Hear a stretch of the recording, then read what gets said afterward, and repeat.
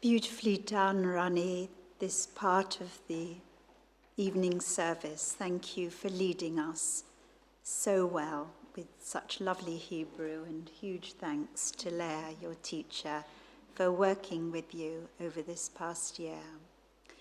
Now, your Torah portion tomorrow afternoon actually belongs next week, because on Shabbat afternoon we read the following week's Torah portion. I'm going to speak about tomorrow morning's Torah portion, which is not part of what you're reading. And it's a very famous story in tomorrow's morning's parashah, the Torah portion. And it begins with a brief account. Actually, the Torah portion begins in one way, but the middle part is the bit that's most well known, that will probably be familiar to you.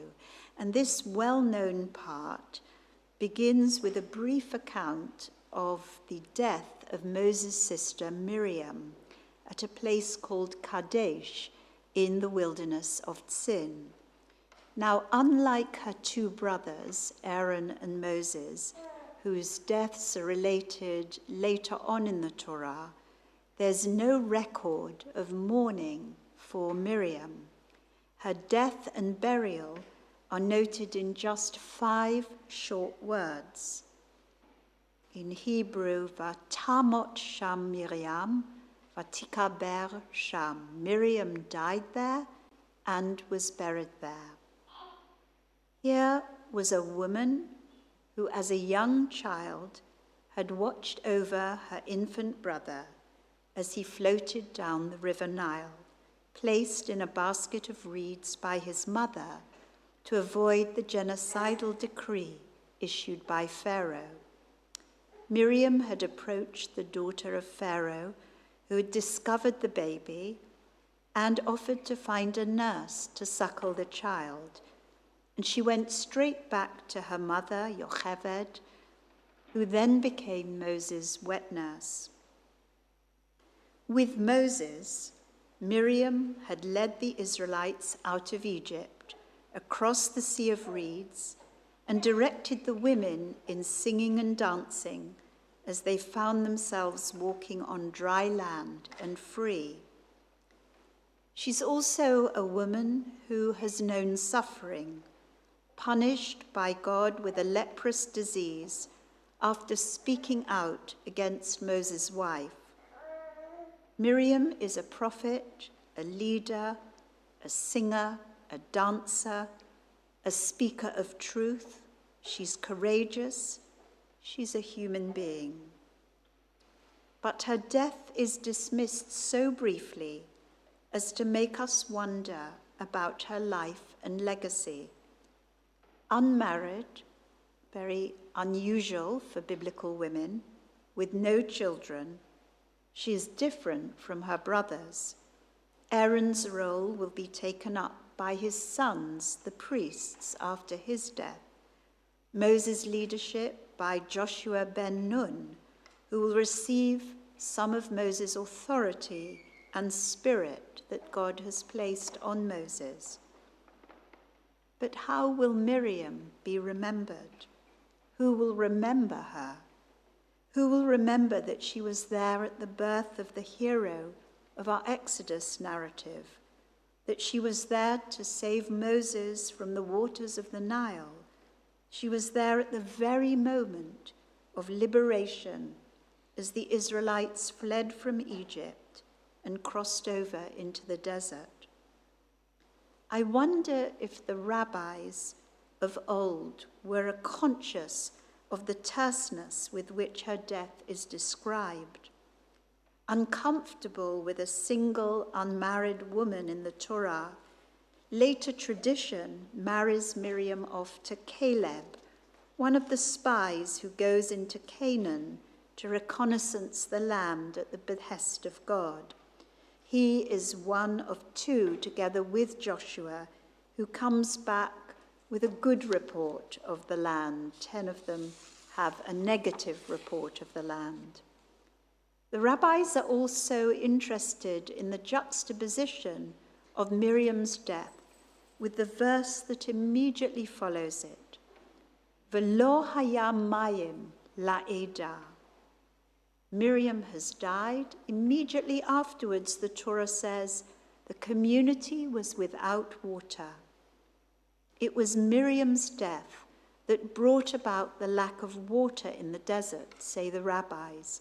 For while she was alive, a well of living water accompanied the Israelites on their journeys throughout the desert. But when she died, it dried up. The well was due to the merit of Miriam, says the Midrash and the Talmud, who recited a song at the sea. As it is stated, Miriam called to them, "Sing to the Eternal One." And regarding the water of the well, then Israel sang this song.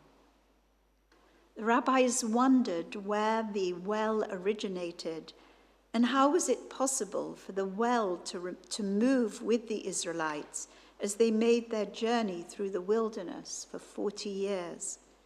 In Pirkei Avot, the Ethics of the Fathers, we read that 10 things were created on the eve of Shabbat, just after the world had been created by God, and just before the first day of rest began.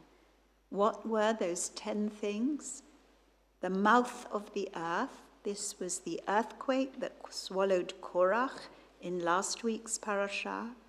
Miriam's well in tomorrow's parashah. The mouth of the donkey who speaks to Bil'am in next week's parashah. The rainbow. The manna, the special food that was given to the Israelites in the desert.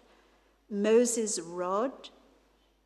A minute worm called the shamir. The writing, the pen, and the tablets on which were inscribed the 10 Commandments. Now, it isn't easy to discern an underlying philosophical reason for each of these things, some of which belong to the realm of the miraculous, others belonging to the world of nature.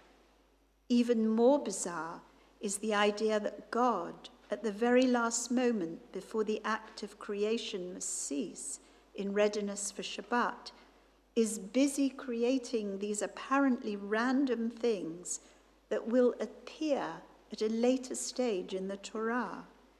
I'm reminded of an Orthodox friend in Jerusalem many years ago with whom I would spend Friday evenings, and how she would be racing to finish her preparations before Shabbat. And I remember particularly how she used to unplug her telephone. This was in the days before mobile telephones were invented, and shoving the whole telephone into a cupboard. And then 25 hours later, as soon as Shabbat was concluded, it would come out again, and she would be on the phone to one of her 10 or 11 children. But to return to our story of the death of Miriam, it is the lack of water that provokes yet another rebellion in the desert. Moses and Aaron's distress is palpable. Away from the complaints of the Israelites, they fall on their faces at the entrance to the tent of meeting, where God's presence appears to them and tells them to take Moses' staff and order a rock to yield its water. Overwhelmed by grief and anger, Moses seems unable to hear God's words, "Speak to the rock." Instead, he addresses the assembled masses.